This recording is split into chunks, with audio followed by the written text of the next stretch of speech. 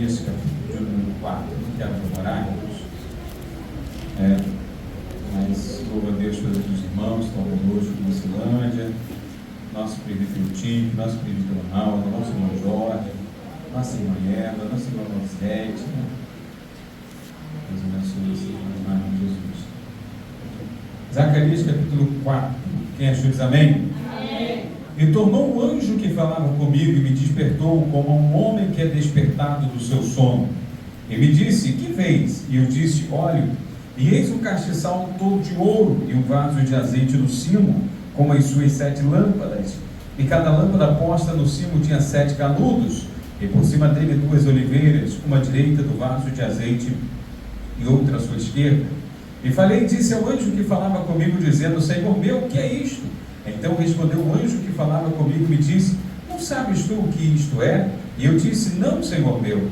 E respondeu e me falou, dizendo: esta é a palavra do Senhor a Zorobabel, dizendo: não por força, nem por violência, mas pelo meu Espírito, diz o Senhor dos exércitos. Quem és tu, ó monte grande, diante de Zorobabel? Serás uma campina, porque ele trará a primeira pedra com aclamações: graça, graça a ela. E a palavra do Senhor veio de novo a mim, dizendo: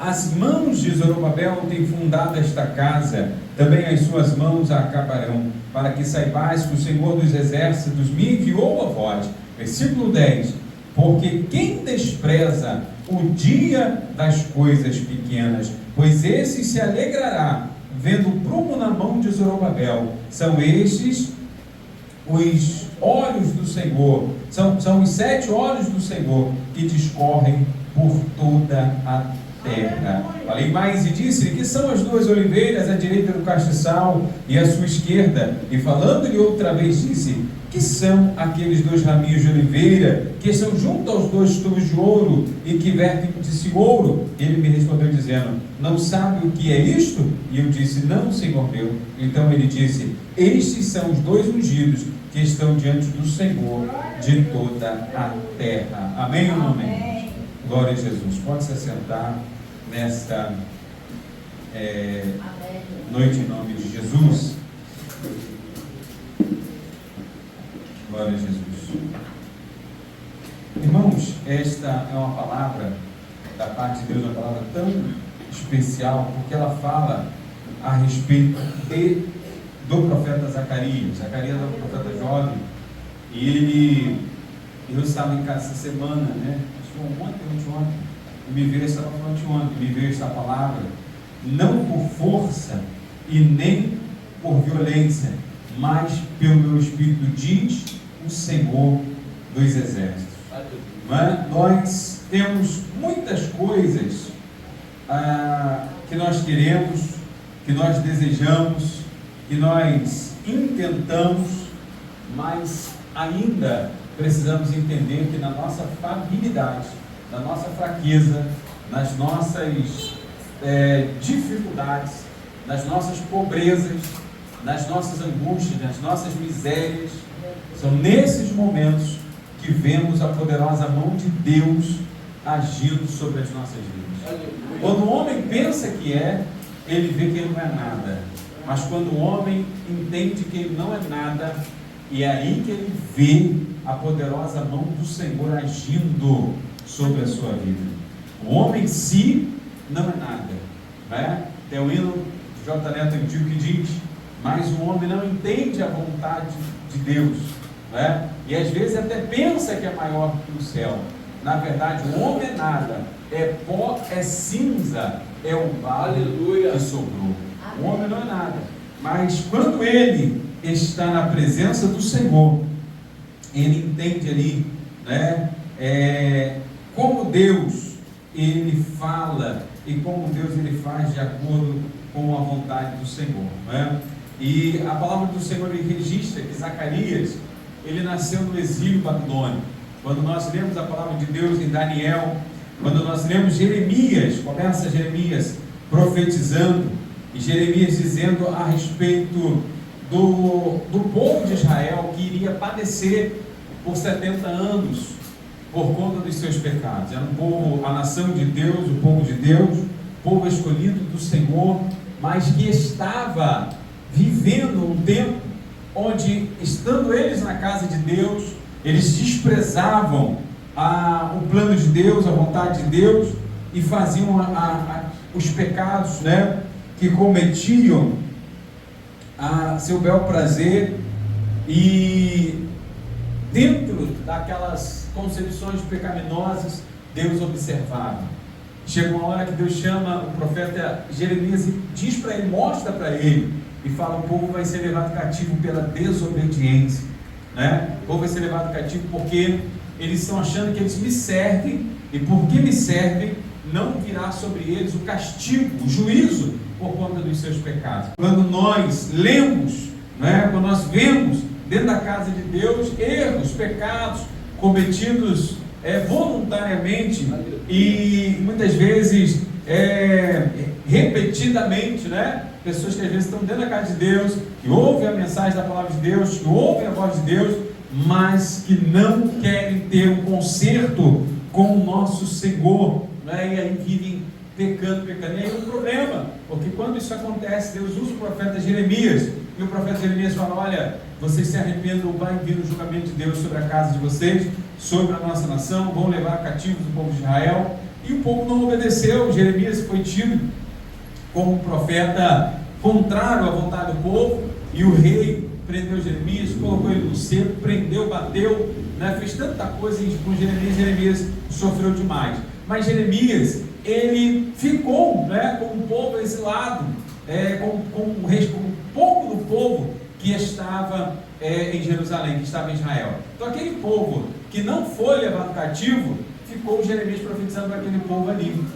Para quem foi levado cativo para a Babilônia, Deus leva no palácio, Deus coloca no palácio Daniel, Ananias, Misael e Azarias, para profetizar na alta classe daquela sociedade, na alta classe, para o rei, para aquelas pessoas. Deus usa na Babilônia Daniel, Azarias, Misael, Ananias, Misael e Azarias, Sadraque, Mesaque, Abednego e Daniel. Deus usa os 4 ali no palácio naquele período da Babilônia.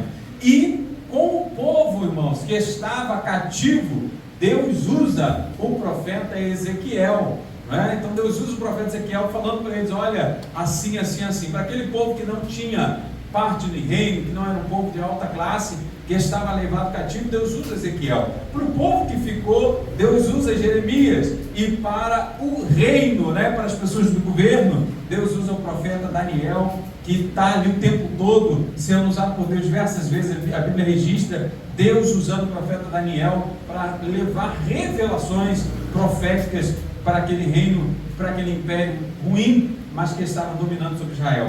Porque o povo de Deus, pecando, o povo de Deus não se arrependeu dos seus pecados, e cometendo seus pecados, permaneciam neles e não se arrependiam. Diziam eles: somos o povo de Deus, nós o que estamos fazendo? Deus vai sempre nos perdoar. Por conta disso, continuavam nos seus pecados, e por conta disso, Deus então os leva para a Babilônia. Deus permite que o reino da Babilônia venha, entre em Israel, tome os seus moradores, os melhores, os sábios, os jovens cientes, né, de estudiosos, eles são levados para a Babilônia. As pessoas de uma classe melhor são levadas para a Babilônia, e só o povo mais pobre, mais simples, ficou em Jerusalém e em Israel. Aquele povo não tinha nem condições de reconstruir os muros, de levantar o templo, de erguer a adoração no nome do nosso Deus. Só que aí Deus usa o profeta lá, Isaías, por exemplo.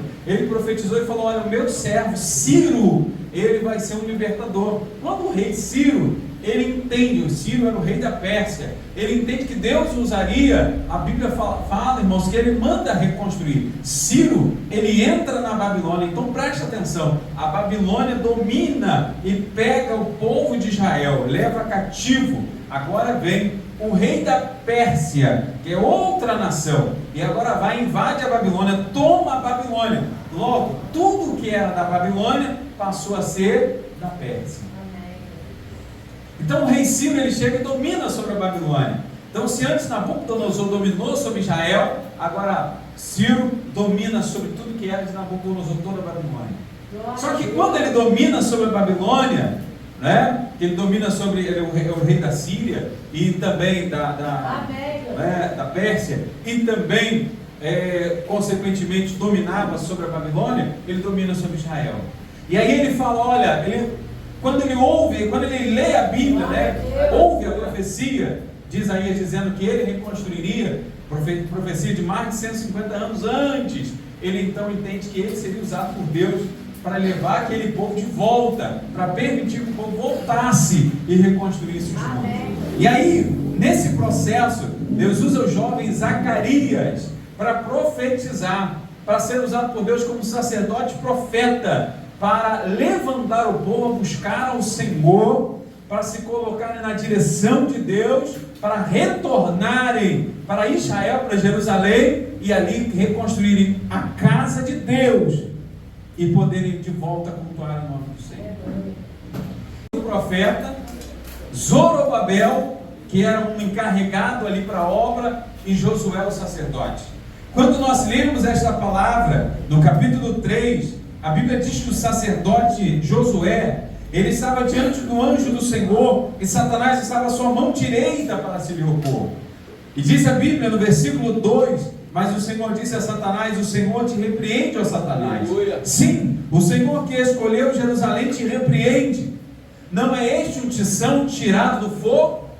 Olha, irmão, isso é muito profundo, porque Josué era sacerdote, mas quando a Bíblia diz que o profeta Zacarias, ele profetiza, diz a palavra do Senhor que ele estava sendo, pelo lado direito dele estava Satanás para opor-se ao sacerdote.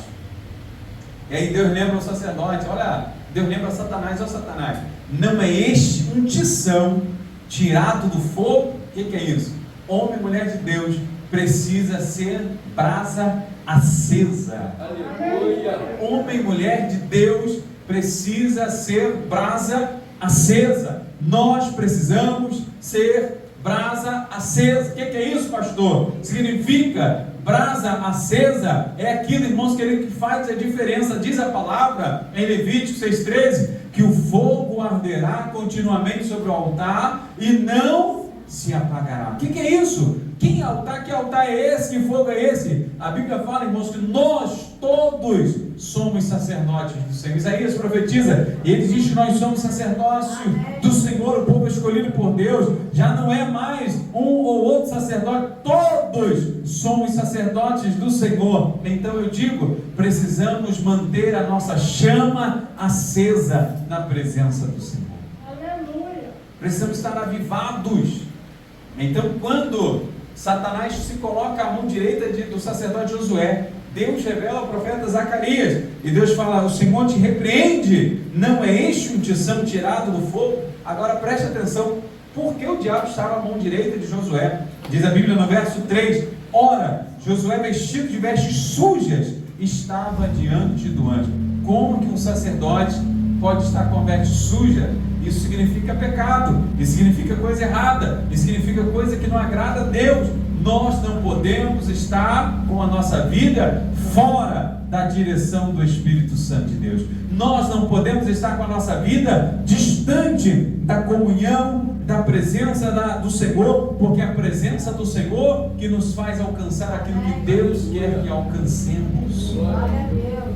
Aí quando chega, né, mais à frente diz a palavra que o Senhor diz para ele que era para ele pôr uma mitra, uma roupa limpa sobre a cabeça, e puseram, não é? E o anjo do Senhor estava ali, e Deus encheu, Deus usou, Deus trabalhou na vida do profeta, do sacerdote Josué, e ele foi cheio da presença de Deus ali. Mas no capítulo 4, o sacerdote Zacarias, que também era profeta, ele tem essa visão, e ele vê uma visão de um castiçal de ouro, vaso de azeite no cimo, 7 lâmpadas, cada lâmpada posta no cimo tinha 7 canudos, 2 oliveiras, uma direita. Imaginem nós, né? Uma vela, uma espécie de vela, né? Uma lâmpada. Quando fala lâmpada, não é essa lâmpada, né? Era tipo uma lamparina, era um vasinho ali, tinha uma tocha acesa. Então, o candelabro são 7 tochinhas daquela. Então, de um lado, vinha uma oliveira, ali tinha um caninho que descia o azeite para um lado, do outro lado tinha uma outra que descia o azeite pelo outro, e mantinham aquela lâmpada, aquele candelabro, aceso o tempo todo. Aquilo acendia, iluminava os lugares, iluminava o templo, né? Aí a palavra do Senhor fala que então não entenderam o que era aquilo, e respondeu e me falou dizendo: esta é a palavra do Senhor a Zorobabel, o responsável por reconstruir. Aí o Senhor fala e diz para ele: não por força nem por violência, mas pelo meu Espírito, diz o Senhor dos Exércitos. E aí eu quero hoje falar isso para você nessa noite. Para cá estava lembrando disso, né? Passou por tantas mãos, mas por que eu estou lembrando disso? Porque quem despreza o dia das coisas pequenas. Aleluia. Tem gente que é um grandão bonitão, mas se nem no pequeno ele toca nada, se ele não se esforça nem para aprender, se ele não faz questão de estar ali naquilo que é simples, como que ele vai estar num lugar melhor, numa coisa melhor, se aquilo que é simples ele não se coloca para aprender? Hoje você pode ser pequeno, você pode não ter nada, mas o Deus que tem tudo amanhã pode dar um pouco mais para você. Deus pode te abençoar, Deus pode prosperar, Deus pode te dar saúde que você não tem, Deus pode te dar o vigor, Deus pode salvar a tua casa, a tua família, Deus pode fazer uma grande obra. Não despreze o dia das coisas pequenas. Louvado o nome do Senhor. Porque se você pegar algo grande e der na mão de quem não entende, ele pega o que é grande e joga fora, porque ele não sabe o valor. Mas quem lutou com aquilo que não valia muito, irmãos, com aquilo que não era tão bom, com aquilo que era pequeno, com aquilo que era tão simples, quando ele tiver algo melhor, ele vai fazer muito grande, vai dar valor àquilo. Então hoje eu quero te dizer isso, nessa primeira mensagem que eu trago aqui em Casamento de Abril 2026, eu quero dizer para você: não despreze o que Deus colocou nas suas mãos. Não despreze aquilo que Deus colocou nas tuas mãos, porque aquele que despreza o dia das coisas pequenas nunca verá o dia das coisas grandes. Mas aquele que ama e faz o seu melhor, ainda que seja algo tão pequeno, verá a bênção de Deus, a bênção de Deus, a prosperidade de Deus, o favor de Deus e o agir de Deus, quando assim o faz de todo o coração. Então leve para casa essa palavra no seu coração: quem desprezará o dia das coisas pequenas? Não é? Então diz a palavra do Senhor que ali Deus usou Zorobabel, filho de Sealtiel, e Deus usou Josué o sacerdote, e Deus usou o jovem Zacarias a profetizar. Ali o rei Ciro deu ordem para que retornassem através de Neemias, retornassem e reconstruíssem o templo que havia sido destruído, os muros que estavam Esdras, depois vem Neemias a reconstruir. Então eu quero dizer para você: não despreze o dia das coisas pequenas, mas peça ao Espírito Santo, porque não vai ser pela sua inteligência, não será pela tua força e não vai ser pela tua sabedoria, vai ser pelo poder de Deus, vai ser pelo agir de Deus, vai ser pela presença do Espírito Santo. O que Deus vai fazer em nós e através de nós será obra do Espírito Santo de Deus.